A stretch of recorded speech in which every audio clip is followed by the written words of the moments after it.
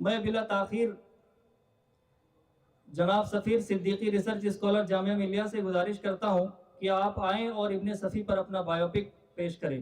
جناب سفیر صدیقی صاحب.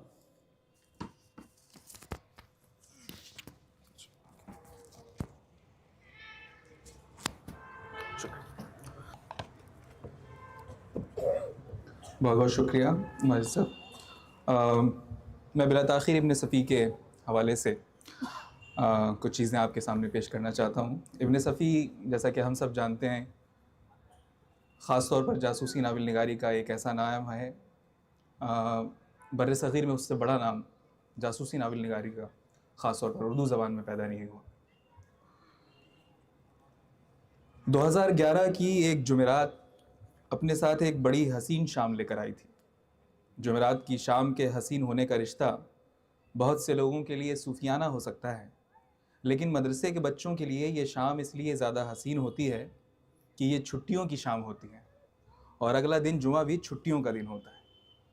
سو ایسی ہی ایک مسرت بخش شام میں ایک 12 سال کا بچہ اپنے کچھ بڑی عمر کے ساتھیوں کے ساتھ ٹہلنے نکلتا ہے اور ایک چھوٹی سی دکان نما بیٹھک میں پہنچتا ہے. بیٹھک کی دیواریں اپنا چہرہ کتابوں کی چلمن میں چھپائے نامعلوم دنیا کی سیر پر تھیں اور بوسیدہ سی کرسیوں پر بیٹھے ہوئے کچھ لوگ خاموشی سے کچھ پڑھنے میں مصروف تھے. اپنے جن بڑے ساتھیوں کے ساتھ وہ بچہ وہاں پہنچا تھا وہ اپنے کسی ایسے مشغلے کے سبب جس میں وہ اس بچے کو شامل نہیں کر سکتے تھے اسے وہیں بیٹھا کر چلے گئے. کچھ دیر وہ یوں ہی بیٹھا ہوا ادھر ادھر دیکھتا رہا. اچانک اس کی نظر ایک کتاب پر پڑی جس پر جلی حروف میں لاش کا قہقہا لکھا ہوا تھا. اس بچے نے تعمیر ادب نام کی ایک درسی کتاب میں دیوار قہقہا کی کہانی پڑھ رکھی تھی جو اسے بہت پسند تھی، لہٰذا اس کتاب یعنی لاش کا قہقہا کی طرف وہ کھنچتا چلا گیا. اس نے بک شیلف سے کتاب نکالی. سرورق پر سب سے اوپر ایک طرف جاسوسی ادب لکھا ہوا تھا اور اس کے ساتھ ہی ایک چھوٹے سے باکس میں فریدی حمید سیریز تحریر تھا. سرورق کئی تجسس انگیز تصویروں پر مبنی تھا. درمیان میں لاش کا قہقہا کی سرخی تھی اور اس کے کچھ نیچے جلی حروف میں ابن صفی لکھا ہوا تھا. اپنی دادی سے پریوں دیووں اور جناتوں کی کہانی سنتے سنتے سونے والا وہ بچہ جس نے اپنے والد کے خزانے سے داستان ایمان فروشوں کی تمام جلدیں چاٹ ڈالی تھیں اور جس کے ذہن پر داستان ایمان فروشوں میں بیان کردہ مصر کے پراسرار اہرام اور عجیب و غریب پرتجسس پہاڑوں کی کہانیاں نقش تھیں، لاشوں کے قہقہے کا تجسس کیسے دبا سکتا تھا؟ لہٰذا ایک طرف بیٹھ کر اس نے اس کتاب کا مطالعہ کرنا شروع کر دیا اور اسے احساس ہی نہیں ہوا کہ کب 1 گھنٹے کا وقت گزر گیا. اس کے ساتھ ہی اپنے کام سے فارغ ہو کر اسے وہاں لینے پہنچے. تب وہ چونک کر اس کتاب کے سحر سے باہر نکلا. ساتھی چلنے کے لیے کہہ رہے تھے لیکن وہ بچہ عجیب کشمکش کے عالم میں فسردہ سا کتاب کو دیکھے جا رہا تھا. اس کتاب نے اسے ایسا باندھ رکھا تھا کہ وہ اسے ختم کیے بغیر کہیں نہیں جانا چاہتا تھا. اس نے دیکھا کہ بیٹھک کے کونے میں رکھی میز کے پیچھے بیٹھے ہوئے ایک دادا جان اسے اور بیٹھک کے باہر سے آواز دے رہے لڑکوں کو بڑے غور سے دیکھ رہے ہیں. وہ اس بچے کے تذبذب کو بھانپ گئے اور انہوں نے وہیں سے بیٹھے بیٹھے آواز لگائی کہ اگر تم یہ کتاب لے جانا چاہو تو لے جا سکتے ہو. انہوں نے بتایا کہ یہ ایک چھوٹی سی پبلک لائبریری ہے. اگر تم یہیں بیٹھ کر کتابیں پڑھنا چاہو تو صبح 9 بجے سے رات کے 8 بجے تک یہاں بیٹھ کر مفت میں جو کتاب چاہو پڑھ سکتے ہو. لیکن اگر کوئی کتاب تم اپنے گھر لے جا کر پڑھنا چاہتے ہو تو کتاب جتنے دن تمہارے پاس رہے گی یومیہ 50 پیسے کی فیس لگے گی. بچے کے چہرے پر خوشی کی لہر دوڑ گئی. وہ فوراً اٹھ کر ان کے پاس گیا. انہوں نے رجسٹر پر اس کا نام، اس کے والدین کا نام اور اس کے مدرسے کا کمرہ نمبر اور مکمل پتہ نوٹ کرنے کے بعد کتاب پر اس دن کی تاریخ ڈالی اور کتاب بچے کے حوالے کر دی. اس کے بعد اگلے تقریباً 5 سے 6 مہینوں کے اندر اس بچے نے بسکٹ کھانے کے لیے ملنے والے پیسوں میں سے 2.5 روپے فی کتاب خرچ کرتے ہوئے اس لائبریری میں موجود ابن صفی کے تمام ناول پڑھ ڈالے. اس عمر میں وہ ناول ظاہر ہے بچے کے لیے صرف تجسس کا خزانہ تھے اور کچھ نہیں، لیکن جیسے جیسے عمر بڑھتی گئی اس بچے کو معلوم ہوتا گیا کہ ابن صفی کے وہ ناول اس کے لیے نہ صرف زبان و بیان کی سطح پر نہایت ہی فائدہ مند ثابت ہوئے بلکہ ان ناولوں نے بڑی خاموشی کے ساتھ اخلاقی اقدار، رشتوں، انسانی معاملات، نفسیات اور طرز زندگی سے متعلق ہزاروں درس اس کی گھٹی میں شامل کر دیے تھے. یہ ابن صفی سے میری پہلی ملاقات کا واقعہ ہے. اس کے بعد میں نے ابن صفی کو نہ جانے کتنی بار دہرایا ہے۔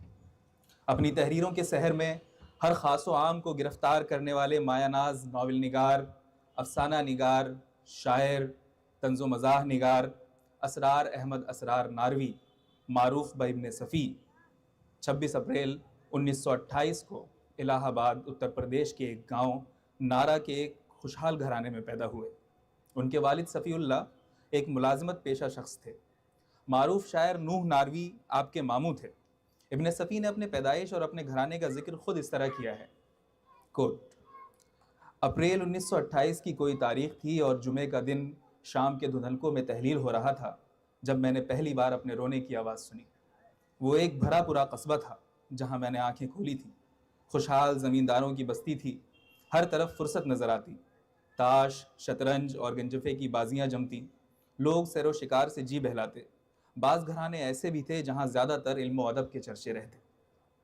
ابن صفی کے جد امجد راجہ وشیشر دیال سنگھ تھے، جو قبول اسلام کے بعد بابا عبد النبی کے نام سے مشہور ہوئے۔ شکیل صدیقی نے ابن سعید کے حوالے سے لکھا ہے کہ جب بھی اس موضوع پر ابن صفی سے بات ہوتی تو وہ بڑے فخر سے کہتے کہ تم لوگ اتفاقی مسلمان ہو جبکہ ہم اختیاری مسلمان ہیں۔ ہمارے آباء و اجداد نے سوچ سمجھ کر اسلام قبول کیا ہے۔ ابن صفی کی ابتدائی تعلیم نارا کے پرائمری اسکول میں ہوئی۔ اسکول کی ابتدائی تعلیم کے بعد وہ شہر آ گئے اور میٹرک DAV اسکول الہ آباد سے کیا۔ انٹرمیڈیٹ کی تعلیم بھی الہ آباد کے ایوننگ کرسچن کالج سے مکمل کی۔ پھر 1947 میں الہ آباد یونیورسٹی میں BA میں داخلہ لیا، لیکن تقسیم کے ہنگاموں کے سبب تعلیم میں ایک سال کا خلل واقع ہوا اور پھر آپ نے BA جامعہ آگرہ سے مکمل کیا۔ ابن صفی کے والد ادب سے کافی شغف رکھتے تھے اور ان کے گھر میں ناولوں اور داستانوں کا اچھا خاصا سرمایہ موجود تھا، لہٰذا ابن صفی کو بھی شروع سے ہی پڑھنے کا چسکا لگ گیا۔ 7 سال کی عمر میں ہی انہوں نے طلسم ہوش ربا کی تمام جلدیں پڑھ ڈالی تھیں۔ اس حوالے سے خود ابن صفی لکھتے ہیں: والد مغفور کو مطالعے سے دلچسپی تھی، لہٰذا گھر میں ناولوں اور قدیم داستانوں کے ڈھیر لگے ہوئے تھے، لیکن مجھے اجازت نہیں تھی کہ ان میں ہاتھ بھی لگاؤں۔ بس چوری چھپے کوئی کتاب کھسکائی اور یہ ظاہر کرتے ہوئے کہ باہر کھیلنے جا رہا ہوں، چھت پر بنگلے میں ہو لیا۔ سارا دن گزر جاتا، آخر ایک دن پکڑا گیا اور والدین میں ٹھن گئی، لیکن فیصلہ میرے ہی حق میں ہوا۔ والدہ نے کہا، ان بچوں سے تو بہتر ہے جو دن بھر گلی میں گلی ڈنڈا یا گولیاں کھیلتے پھرتے ہیں۔ میں گھنٹوں طلسم ہوش ربا کے کرداروں کے بارے میں سوچتا رہتا۔ 7-8 سال کی عمر میں طلسم ہوش ربا کی 7 جلدیں پڑھ ڈالی تھیں۔ ایک دن ایک ہم جماعت کے گھر 2 کتابیں نظر آئیں، ایک کا نام عذرا تھا اور دوسری کا نام عذرا کی واپسی۔ کسی نہ کسی طرح وہ جلدیں وہیں بیٹھ کر پڑھ ڈالیں اور بالکل ہی نئے قسم کے خوابوں میں ڈوب گیا۔ طلسم ہوش ربا اور رائڈر ہیگرٹ کے تاثرات نے آپس میں گڈمڈ ہو کر میرے لیے ایک عجیب سی ذہنی فضا مہیا کر دی تھی جس میں میں ہمہ وقت ڈوبا رہتا تھا۔ ایسے خواب دیکھتا تھا کہ بس۔ ظاہر ہے کہ 7 سال کی عمر میں طلسم ہوش ربا اور رائڈر ہیگرٹ کو پڑھ کر اسرار احمد کے اندر اسرار کا کیسا جہان پیدا ہوا ہوگا، اس کا اندازہ بخوبی لگایا جا سکتا ہے۔ اس سلسلے میں ابن صفی کے زمانہ طالب علمی کا ایک دلچسپ واقعہ ابن صفی کے عزیز دوست مرحوم شکیل جمالی کی زبانی ملاحظہ فرمائیے۔ وہ لکھتے ہیں: ابن صفی صاحب 5ویں جماعت میں تھے۔ ایک لڑکے سلیم نے استاد سے شکایت کی کہ راجیش نے اس کی انگریزی کی بالکل نئی کتاب لا کر اپنے بستے میں رکھ لی ہے۔ استاد نے راجیش کو حکم دیا کہ وہ اپنا بستہ کھول کر دکھائے۔ اس نے اپنا بستہ کھولا تو انگریزی کی کتاب اس میں مل گئی۔ سلیم نے اپنی کتاب پہچان لی اور استاد کو بتایا۔ استاد نے راجیش کو حکم دیا کہ انگریزی کی وہ کتاب سلیم کو دے دی جائے۔ اس پر راجیش نے واویلا مچایا کہ یہ تو اسی کی ہے، اس کے پتا جی نے کل ہی خرید کر دی ہے۔ اب استاد کے لیے فیصلہ کرنا دشوار تھا کہ کتاب کس کی ہے، اس لیے کہ کتاب بالکل نئی تھی اور اس پر کسی کا نام نہیں لکھا تھا۔ انہوں نے راجیش کو کتاب دے دی اور سلیم سے کہا کہ یہ اس کی کتاب نہیں ہے، وہ اسے کہیں اور تلاش کرے۔ سلیم منمناتا ہوا اپنی سیٹ پر بیٹھنے ہی جا رہا تھا کہ اسرار احمد یعنی ابن صفی نے استاد سے کہا، یہ کتاب سلیم کی ہے، لہٰذا اسے دے دیجیے۔ استاد نے پوچھا، تمہارے پاس اس کا کیا ثبوت ہے کہ کتاب سلیم کی ہے؟ ابن صفی نے کہا، کتاب پر چڑھے ہوئے اردو اخبار کی وجہ سے۔ استاد نے حیرت سے پوچھا کہ اس میں کیا خاص بات؟ ابن صفی نے جواب دیا کہ اردو اخبار ہندو گھرانوں میں نہیں پڑھے جا رہے ہیں تو اس کتاب پر اردو اخبار کیسے چڑھا ہوا ہے؟ سلیم نے کتاب خریدی، اس پر اخبار کا کور چڑھایا، لیکن کتاب پر اپنا نام لکھنا بھول گیا۔ یہ ابن صفی 7 یا 8 سال کی عمر میں یہ ذہن ان کا بنا ہوا ہے۔ آپ اندازہ لگا سکتے ہیں کہ ابن صفی پر اپنے خاندانی ماحول اور کم عمری میں ہی طلسم ہوش ربا اور عذرا کی واپسی جیسے فکشن نے کیسا اثر قائم کیا۔ یہی وجہ ہے کہ ابن صفی نے نہایت کم عمری سے لکھنا شروع کر دیا۔ انہوں نے محض 7ویں جماعت میں ہی اپنی پہلی کہانی لکھ دی تھی، اور ایسا نہیں کہ وہ کہانی بچوں جیسی تھی، بلکہ وہ کہانی کتنی مکمل اور معیاری تھی اس کا اندازہ آپ ایک واقعے سے لگائیے۔ ابن صفی نے اپنی مختصر خود نوشت میں اس کا ذکر کیا ہے۔ خوابوں اور مطالعے کا سلسلہ جاری رہا، پھر ایک دن میں نے بھی ایک کہانی لکھ ڈالی۔ یہ اس وقت کی بات ہے جب میں 7ویں جماعت میں پڑھ رہا تھا۔ یہ افسانہ میں نے ہفت روزہ شاہد بمبئی میں چھپنے کے لیے بھیج دیا۔ جناب عادل رشید اس جریدے کے ایڈیٹر تھے۔ انہوں نے مجھے کوئی معمر آدمی سمجھ کر کچھ اس طرح میرا نام کہانی کے ساتھ لکھا: نتیجہ فکر مصور جذبات حضرت اسرار ناروی۔ کہانی چھپتے ہی میری شامت آ گئی۔ گھر کے بڑوں نے کچھ اس انداز میں مخاطب کرنا شروع کر دیا کہ ابے او مصور جذبات، ذرا ایک گلاس پانی تو لے کر آؤ۔ اس کے بعد ابن صفی کی کئی اور رومانی کہانیاں ہفت روزہ شاہد میں شائع ہوئیں۔ انہوں نے متعدد افسانے بھی لکھے۔ اس درمیان انہوں نے شاعری بھی شروع کر دی اور بہت جلد شعری حلقوں میں اپنی پہچان بھی بنا لی۔ وہ اس وقت ترقی پسندوں سے بہت متاثر تھے اور ان کی شاعری پر بھی اس کا اثر تھا۔ ابن صفی کی شاعری میں اشتراکیت کے ساتھ ساتھ رومانیت کا عنصر بھی موجود تھا۔ ساتھ ہی سماجی مسائل اور فلسفے کو بھی انہوں نے اپنی شاعری کا حصہ بنایا۔ ابن صفی جب BA کے طالب علم تھے تبھی تقسیم ہند کا سانحہ پیش آیا اور اس سانحے نے ابن صفی پر بہت گہرا اثر ڈالا۔ ان کا تخلیقی سفر بھی اس درمیان رکا رہا۔ ابن صفی بتاتے ہیں، بر صغیر کی تقسیم کے وقت میں BA کے پہلے سال کا متعلم تھا۔ اس دور کے ذہنی بھونچال نے کافی عرصے تک پراگندگی اور انتشار میں مبتلا رکھا۔ خوابوں کا سلسلہ ٹوٹ چکا تھا۔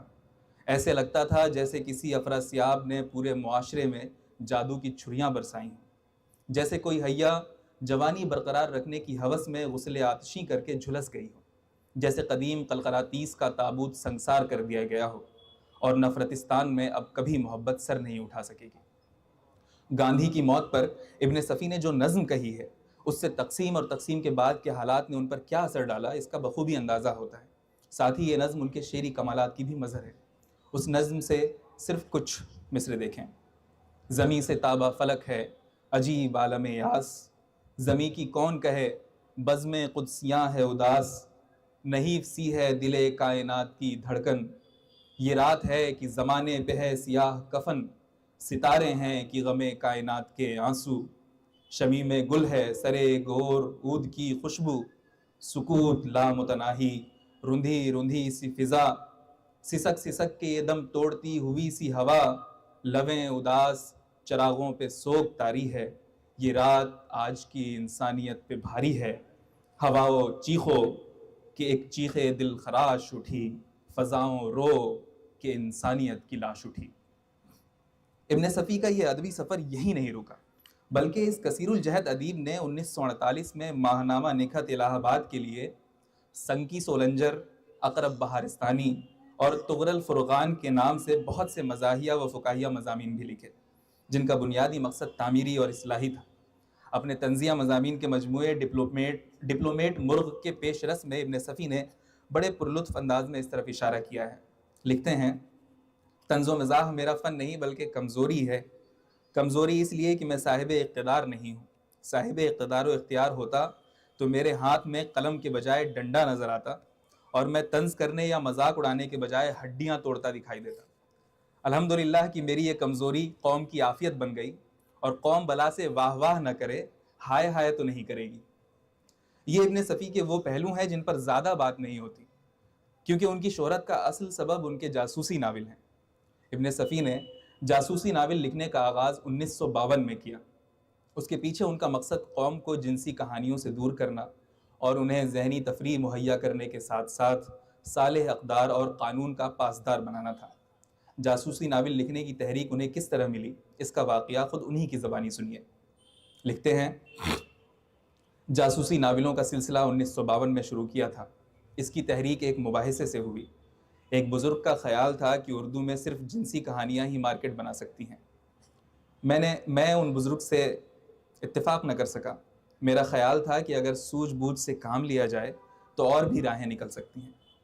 لہٰذا ابن صفی نے اپنے دوست عباس حسینی کے ساتھ مل کر جاسوسی دنیا کی داغ بیل ڈالی، اور اس سلسلے میں جو پہلا ناول شائع ہوا وہ فریدی حمید سیریز کا ناول دلیر مجرم تھا۔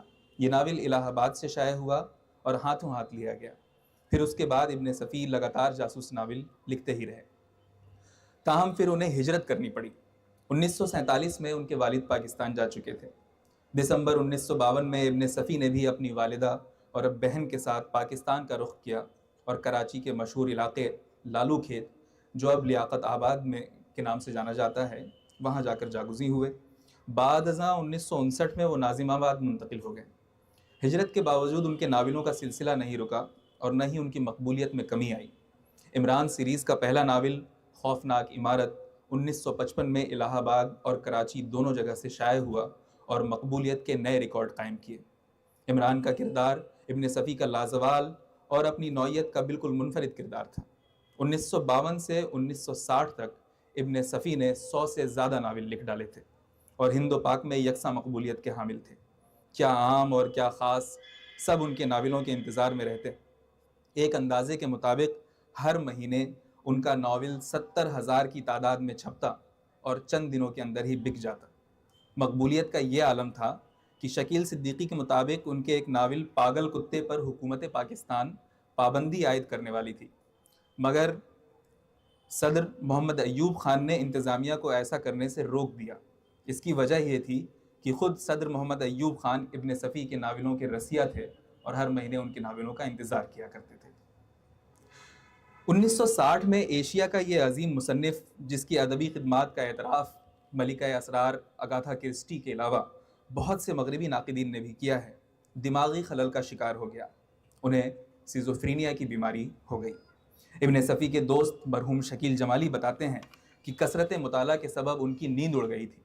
وہ مسلسل 4 دن جاگتے اور پڑھتے رہتے۔ خواب آور دوا کے ہائی ڈوز سے چند گھنٹوں کی نیند بمشکل انہیں نصیب ہوتی۔ 3 سال تک وہ اس مرض میں مبتلا رہے۔ ان کے چاہنے والوں کے لیے یہ وقت بڑا تکلیف دہ تھا، تاہم ان کی دعائیں رنگ لائیں اور ابن صفی آخر کار 1963 میں نہ صرف شفا یاب ہوئے بلکہ صحت یاب ہوتے ہی 1.5 متوالے جیسا شاہکار ناول تخلیق کیا۔ لوگوں کو لگتا تھا کہ ذہنی بیماری کے بعد ابن صفی کے قلم میں شاید پہلے سی جولانی قائم نہ رہے، لیکن ابن صفی نے نہ صرف یہ کہ انہیں غلط ثابت کیا بلکہ اس بیماری سے نجات پانے کے بعد تقریباً 150 مزید ناول لکھے۔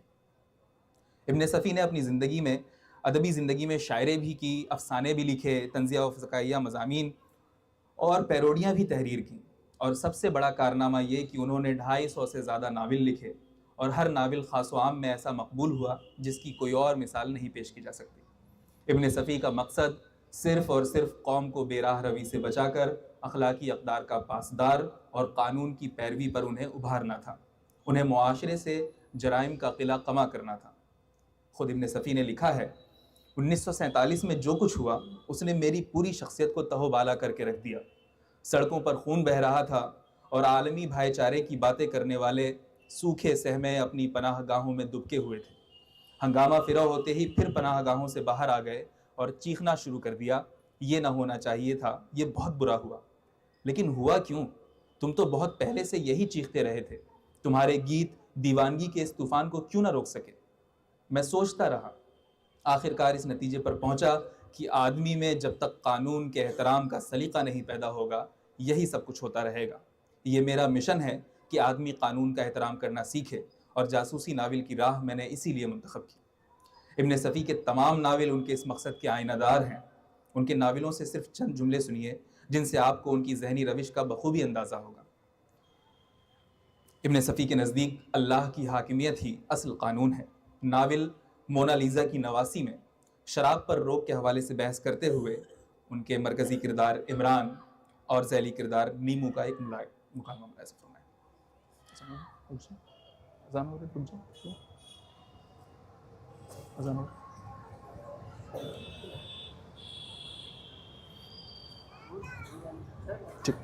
ٹھیک۔ عمران اور نیمو کا ایک مکالمہ دیکھیں۔ شراب پر پابندی کے حوالے سے نیمو ایک تجویز پیش کرتا ہے کہ اگر تعزیری قوانین بنا دیے جائیں تو شراب پر روک لگائی جا سکتی ہے۔ عمران کہتا ہے کہ محض تعزیری قوانین سے کام نہیں چلے گا، تعزیری قوانین صدیوں سے موجود ہیں۔ پھر کیا ہوتا ہے؟ پھر کیا صورت ہوگی؟ تبلیغ کی جائے۔ عمران کہتا ہے کہ تبلیغ بھی صدیوں سے جاری ہے۔ نیمو کہتا ہے تو پھر اس کا کیا حل ہے؟ عمران کہتا ہے کہ پورے ڈھانچے کو بدلنا ہوگا، صدق دل سے اللہ کی حاکمیت تسلیم کرنی پڑے گی۔ نیمو سوال کرتا ہے کہ کسے؟ مجھے اور تمہیں؟ عمران جواب دیتا ہے کہ نہیں، انہیں جو زمین پر ہمارے حاکم ہیں۔ اللہ کی حاکمیت کو صدق دل سے تسلیم کر لینے کے بعد ہی وہ ہم سے بھی اللہ کے احکامات کی تعمیل کروا سکیں گے۔ یوں تو سبھی الحمدللہ اور انشاءاللہ کہتے ہوئے آتے ہیں، کبھی نہ کبھی تو کوئی آئے گا دل کی آواز سمیت، میں مایوس نہیں ہوں۔ ابن صفی کی ناولوں سے کچھ اور جملے دیکھیے۔ ناول دھواں ہوئی دیوار کے پیشرست میں ابن صفی نے لکھا ہے، میں تو اللہ کی ڈکٹیٹرشپ کا قائل ہوں۔ اس میں اس کی گنجائش نہیں ہوتی کہ جتنے پیک کا نشہ ہو ویسا ہی بیان داغ دیا۔ آپ کسی ازم وزم میں پڑھنے کے بجائے اسلام کو سمجھنے کی کوشش کریں۔